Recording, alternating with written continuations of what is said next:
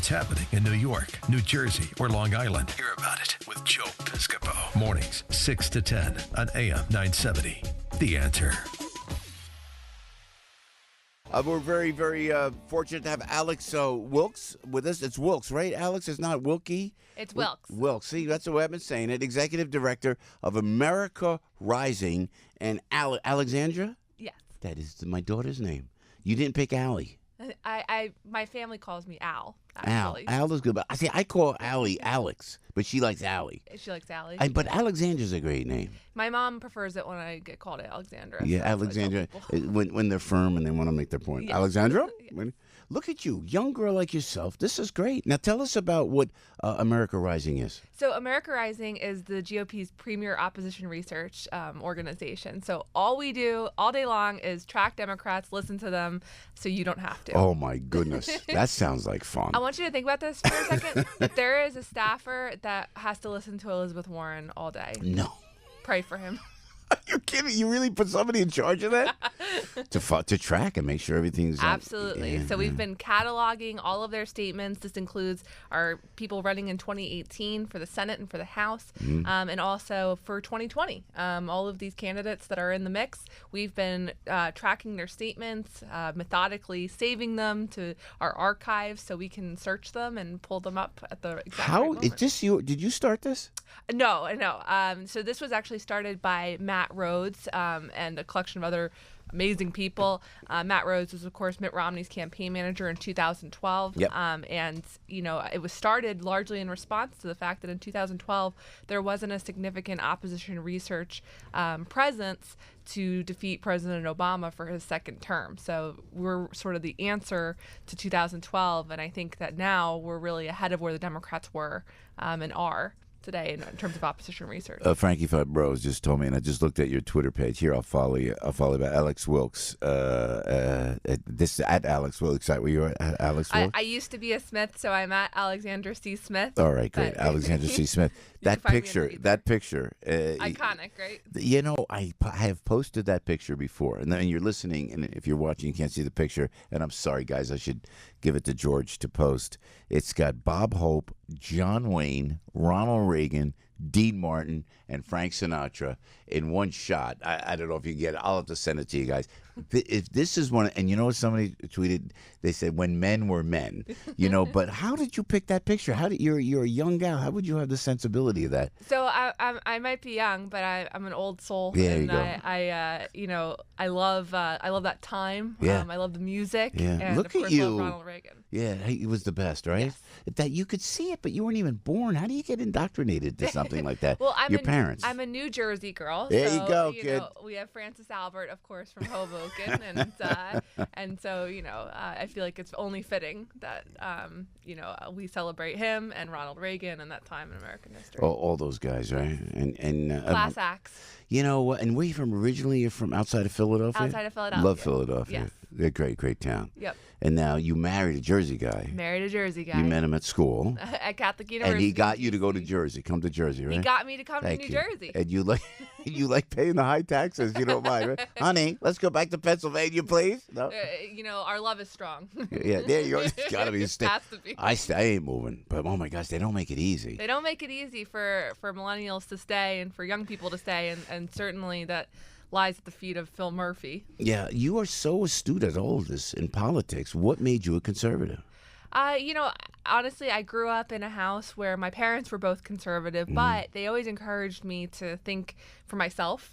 So, even if I would bring up arguments that they agreed with, they would push me on them and challenge me to defend them. We had a ton of books and newspapers lying around the house, listened to talk radio when I was a little kid. And so there was an abundance of news around, and that's how I really fell in love with politics. And so now you with America Rising, is that based in Washington, or it is based in Washington? So America Rising, how do you track? Tell us about the tracking program of America's Rising. So we have a couple different parts of this. That's part of our whole system here.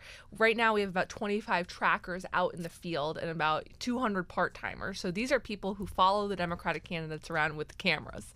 And actually, Joe Biden just called one of our trackers a name that I won't repeat here on the air. But you can go find the video on our YouTube page.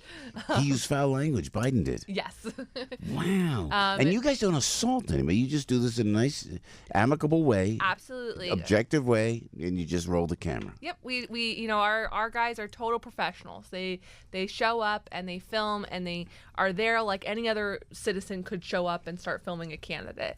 We're not there to disrupt. We're there just to hold Democratic candidates accountable and hear what they have to say when maybe other cameras aren't rolling, including local news and other places. So that's the tracking program. And then we have great analysts back in D.C. in our war room and in our research department.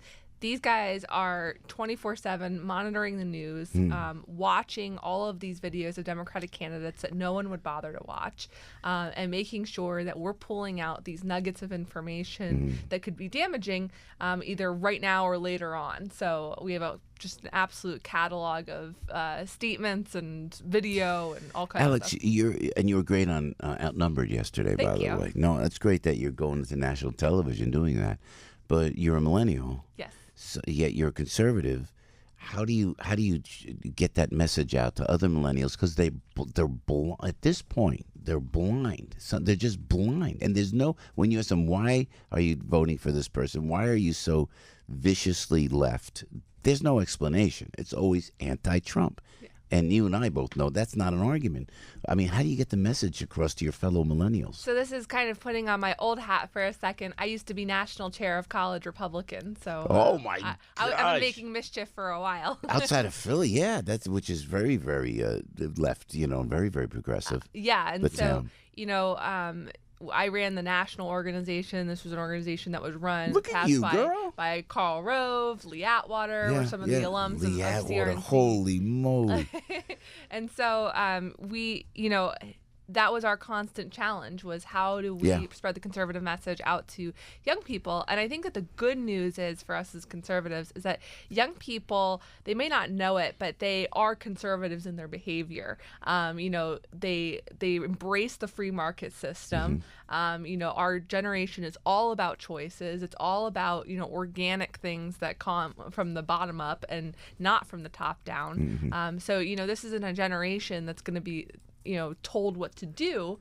And so, the challenge here is how do we extrapolate that argument out to healthcare, out to the economy, and say, if you don't like, being told what to do in any other part of your life, why these parts here? Yeah. But, I think what I always say to my fellow conservatives is that we can't expect young people to come to us to ask them why they should be to ask us why they should be conservative. We have to go to them. Yeah. We have to present these arguments to them and go where they are. So that's going online, that's going to college campuses, being active and being out there. God bless you, girl. The blue waves are going to happen or not? What are you thinking? Your research shows what? Well, look, I think that this was sort of hyped from the beginning that there would be this huge blue wave of Democratic seats. Yeah. And I think that the first place where Democrats naturally looked for this to happen were in these Clinton districts. So these are districts where Clinton won, but there's a Republican congressman there. And someone like, for example, Leonard Lance, who we were just discussing. That's a great example of a district like that. Great public servant, doing a great job. Absolutely. Yeah. So, from suburban New Jersey, again, that's a lot of the voters that we're sort of concerned about this time, suburban women. And, so the Democrats sort of focused their efforts there. But I think they got a little greedy and started to spread out a little bit more, thinking we're going to expand the map to 60, 70 seats. And they started investing in places like Arkansas' 2nd District and dropped a bunch of money on an ad there recently. Well, their guy is down by 12. And I think that the reason why, why they're sort of hitting a roadblock at this point and why their majority is in danger in terms of taking the House is because, I think there was sort of a turn of events with the Brett Kavanaugh hearings. I think that fired up a lot of Republican voters.